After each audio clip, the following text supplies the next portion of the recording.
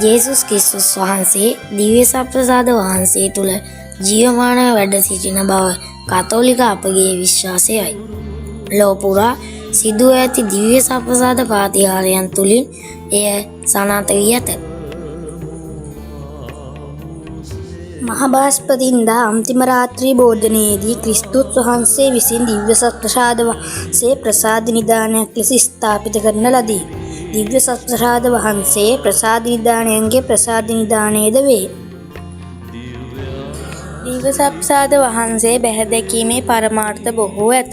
ඒ අතරින් දිව්‍ය සප්‍රසාදයේ වැඩවසන ජේසුස් වහන්සේට අපගේ වන්දනාව හා ආදරය පුද කිරීමට යාඥාව තුළින් උන්වහන්සේ හා ගැඹුරු සම්බන්ධතාවක් පවත්වාගෙන යාමට අපගේ අධ්‍යාත්මික හා ලෞකික අවශ්‍යතා ඉල්ලා ගැනීමට අපගේ ජීවිතයේ ජයග්‍රහණ හා දුක් වේදනා උන්වහන්සේ හමුවේ තැබීමට අපට ලැබුණා වූ දේව ප්‍රසාදවලට තුති පිදීමට සප්‍රසාද පෙරහැර පැවැත්වීමේ අරමුණු වන්නේ දිව්‍ය සප්‍රසාද වහන්සේට අපගේ ආදරය ගෞරවය හා වන්දනාව පුද කිරීමටත් අප ජීවත්වන ග්‍රාමයට හා එහි ජීවත්වන සැමට උන්වහන්සේගේ ආශිර්වාදය ලබා ගැනීම සඳහාත්ය.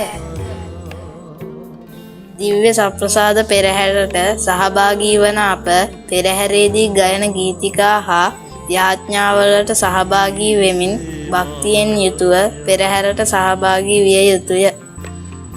මේ වසරේදී අප දේවස්ථානයේ ශුද්ධ ෆ්‍රැන්සිස් සේවියර් මුනිදුන්ගේ වාර්ෂික මංගල්‍යය පවත්වන්නට සූදානම් වන අප මංගල්‍යයට පෙර දින සන්ධ්‍යා මෙහෙයේදී දිව්‍ය සප්‍රසාද වන්දනාව හා දිව්‍ය සප්‍රසාද පෙරහැරද පැවැත්වීමට සූදානම් වෙමු. දිව්‍ය සප්‍රසාද වහන්සේගේ ආශිර්වාදය අප ග්‍රාමයටත් අප සැම දෙනාටත් ලබා ගැනීම සඳහා අප ඉතා භක්තියෙන් හා ගෞරවයෙන් යුතුව ඒ සඳහා සහභාගී වෙමු. ජේසු පිහිටයි.